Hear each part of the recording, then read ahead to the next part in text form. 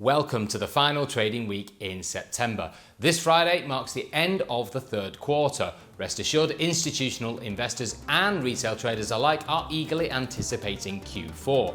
Get ready to hit the home stretch of 2022.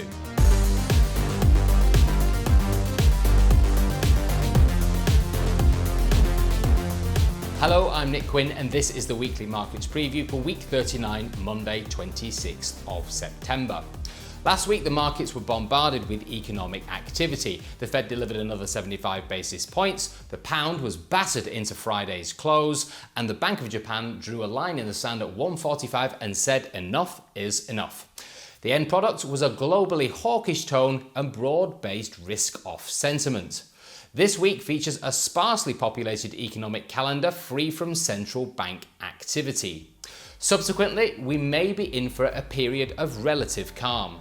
Will the financial environment change much in the coming 5 days? We'll soon find out. So let's dig into a few of the key events and markets to watch ahead of Q3's closing bell.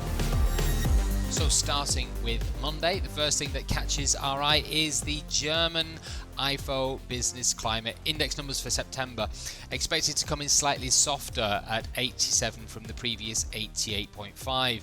Now, if we look at the DAX, that's more than likely going to be a market we will expect some reaction in. You can see how the way we've ended last week. We've just touched this potential huge support area on a monthly. This is a support area from 2015. That comes in, the top end of that comes in at 12,219. But if we do get any decent daily closes within that area, it does open up a lot of potential downside all the way down to 11,300. So please do pay attention to the DAX on Monday, and also please bear in mind, you can see here on the daily chart, you can see how we ended the week just tagging the top of the support zone. We are going to get the results of the Italian election as well. Giorgia Meloni, highly expected to be Italy's first female prime minister. She doesn't have a great relationship with the European project per se, being from quite a right-wing politician. So it could potentially set off quite a lot of uncertainty in markets if that does end up being the case. Any upside on the DAX itself, I would certainly look at 12,500, 12,600 as being the first port of call for any resistance. But to be honest with you, I think we're looking for more downside from here on the DAX. Tuesday's main event is going to be focusing on the United States, as durable goods are expected to come out worse than expected, minus 1.1% off the previous 0.1%. And bear in mind that durable goods is a lagging indicator, so anything that is far beneath what we expect, that's going to kick off a round of fresh risk-averse recession dialogue and rhetoric in the press. You know, equities haven't closed particularly well at the end of the week, but on the daily chart of the S&P 500, you can see we've not actually taken out the June lows as yet.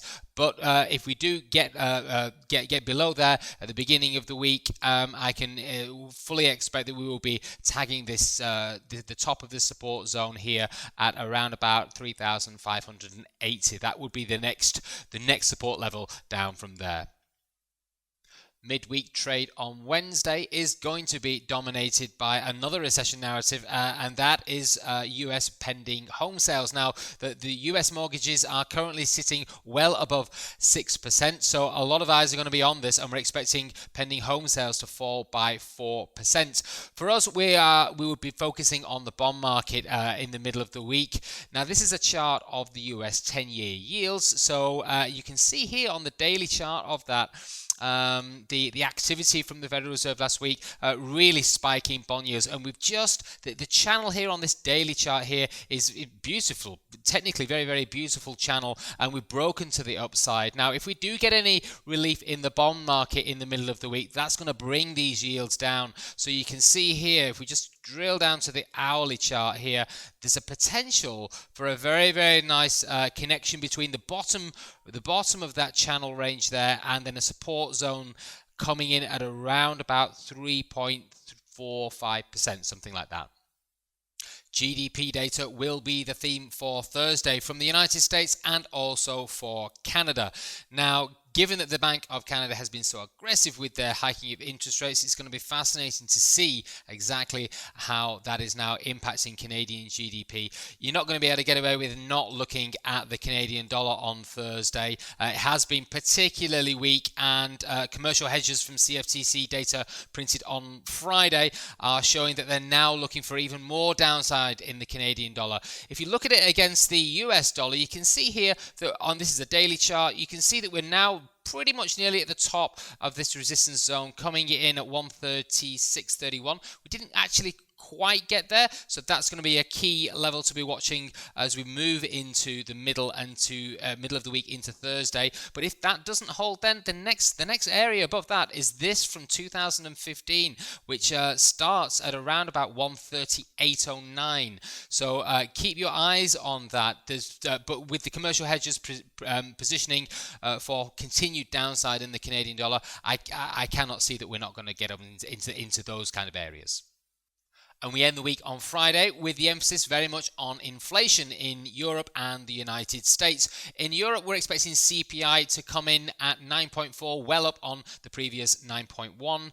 And in the United States, core PCE price index, which is one of the Federal Reserve's favored measures of inflation, is expected at 0.3%, an uptick from July's 0.1%. Now that puts the emphasis very much on euro dollar, and here you can see, I mean, it's not looking good on the euro dollar chart at the moment. That dollar strength really causing some problems at the end of last week. Now we've got the bottom of this monthly support zone here, which is still yet to be tagged, and I'll drill it down to the daily in a sec, but just look at that there, around about the 96 level. So we are well under parity now, no question about that, but just keep your eye on the open and close from January 2001.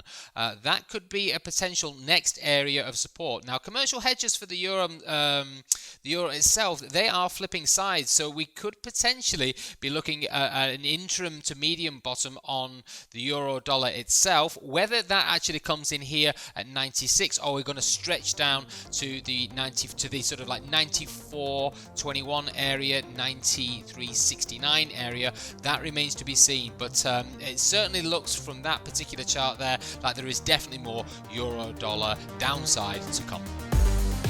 Don't forget, you can read our full weekly preview report anytime that you like by simply going onto the homepage of our website and scroll right down to the bottom. On the far left, simply click on Forex Forecast.